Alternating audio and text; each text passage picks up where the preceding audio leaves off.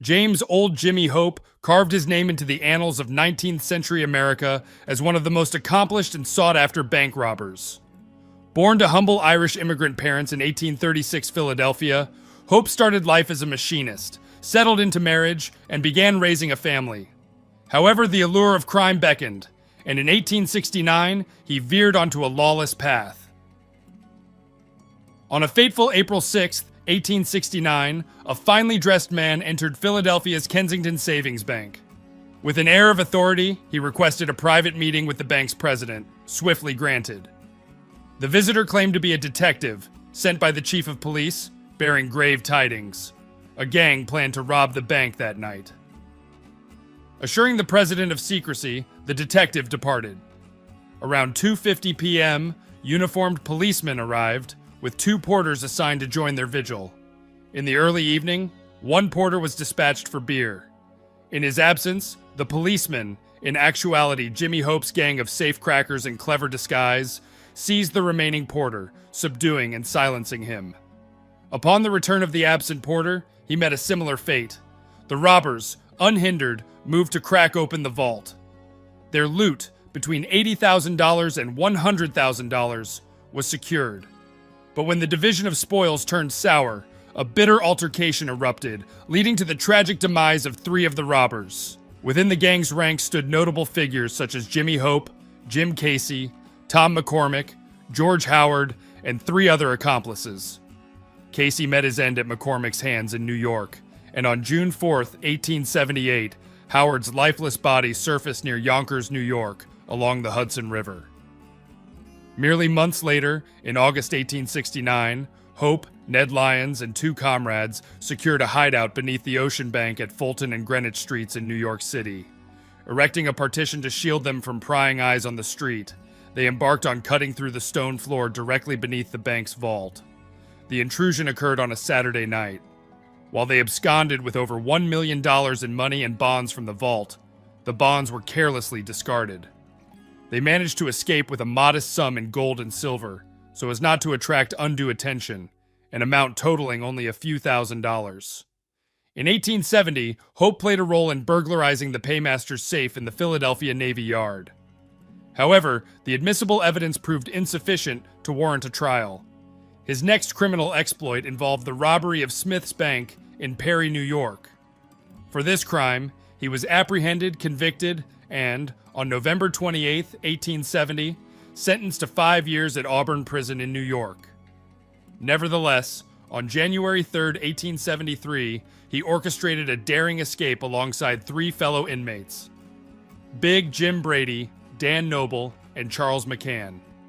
Come November 1873, Hope, joined by Jim Brady, Frank McCoy, Tom McCormick, and George Bliss, leased a house adjacent to the First National Bank in Wilmington, Delaware. On the morning of November 7th, the gang infiltrated the residence of the bank's cashier and his family, who resided nearby. Their plan entailed coercing the bank's cashier into opening the safe while holding his family hostage. However, a quick-thinking servant girl managed to escape and alert the authorities. Hope and his cohorts were captured, tried, and, on November 25, 1873, sentenced to endure 40 lashes, 10 years of imprisonment, 1 hour in the pillory, and a $5,000 fine each. Although they offered $25,000 in lieu of the whipping, the court denied their plea. It would take over 3 decades before another bank robbery would be attempted in Delaware. After serving 1 year of their sentences, the entire gang successfully engineered their escape. Having engaged in a slew of bank robberies, some of greater significance than others, Jimmy Hope turned his attention to what would become his most prominent and, in some aspects, his most triumphant heist: the Manhattan Savings Bank robbery in New York City. In 1878, Dan Kelly assumed the role of a night watchman at the bank, renowned as one of the most secure banking institutions in America. At 6 a.m. on Sunday, October 27, 1878, Kelly, as per his routine, roused janitor Wordle, who resided in the bank building with his family. Subsequently, Kelly left for home, and Wordle commenced dressing. While in the process of getting dressed, several men abruptly burst in, swiftly subdued him, and proceeded to handcuff him. Wordle's wife and mother-in-law began to cry out in distress, but the robbers brandished revolvers and issued threats of violence if the women did not cease. While a portion of the gang kept watch over the terrified women, others escorted Vertil into the bank, demanding that he divulge the safe's combination. Fearful for his life, Vertil complied with their request. After gaining access through the outer door, the robbers unlocked the rest of the safes using their tools designed for cracking safes. Their haul included securities and cash totaling $2,757,700. This sum encompassed $73,000 in coupon bonds and $11,000 in cash. The thieves subsequently made a discreet exit, leaving behind all of their tools. Since there were no signs of forced entry on the doors or windows, it was deduced that they had employed a passkey to access the bank. Consequently, it was suspected that someone with ties to the bank was involved in the robbery, leading Captain Thomas Burns, who would later earn international renown as Inspector Burns, to place several individuals under surveillance. Among those surveilled was Patrick Shevlin, who had served as a watchman at the bank.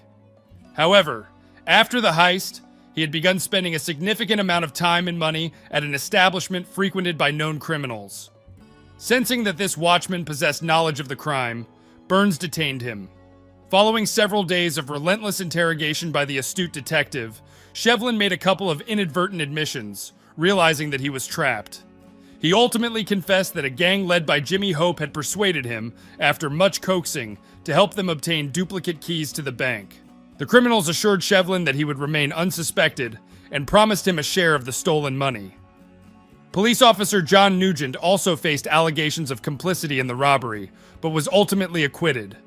Subsequently, 10 individuals scattered across the United States were apprehended on charges of participating in the robbery. Most of them were caught while attempting to sell the stolen bonds. On July 18, 1879, John Hope, the son of Jimmy Hope, was convicted and sentenced to 20 years in prison, and on December 12, 1879, Billy Kelly received a 10-year sentence. Jimmy Hope was initially incarcerated in Auburn Prison, but managed to escape. John Dobbs, Sam Ferris, John Nugent, Abe Coakley, Patrick Shevlin, Pete Emerson, and Ed Goodrich were released from custody, with Shevlin receiving immunity for his cooperation with the prosecution. As a result of this theft, the bank temporarily closed. Bank officials promptly appealed to Congress and succeeded in having the stolen bonds canceled and replaced with duplicates. On June 26, 1881, the janitor of the Sather Bank, located at the southeast corner of Commercial and Montgomery Streets in San Francisco, California, noticed some dirt near the vault that had seemingly fallen from the vault's top. This raised suspicions, and Captain of Detectives I.W. Lees was informed. Upon investigation, Lees discovered that on the second floor, in a dimly lit corner where the janitor stored his brooms, a hole large enough for a person to enter had been skillfully cut in the floor and through the lower ceiling above the vault. The following night, Lees, along with a team of detectives, maintained a watchful eye. Their diligence paid off when they observed two men entering a hallway leading upstairs. After allowing the burglars time to resume their activities, Lees and his team entered the building and immediately approached the hole in the floor. There, they saw one of the burglars in the midst of descending to the next floor. Realizing that he had been discovered, he drew a large revolver, but the detectives aimed sawed-off shotguns at him, prompting his surrender. The accomplice, who had ascended to the next floor, managed to escape, but it was later determined that his name was Dave Cummings, a notorious burglar who was subsequently sentenced to a lengthy prison term in the East. The man apprehended was none other than Jimmy Hope. He was found guilty of attempting to burglarize the Sather Bank and, on October 15, 1881, was sentenced to serve 7 years in prison. Following his release, he was returned to Auburn Prison to complete his remaining sentence. After regaining his freedom, Hope settled in Manhattan with his wife and daughter, residing in a modest apartment. He passed away from a heart attack on June 2, 1905.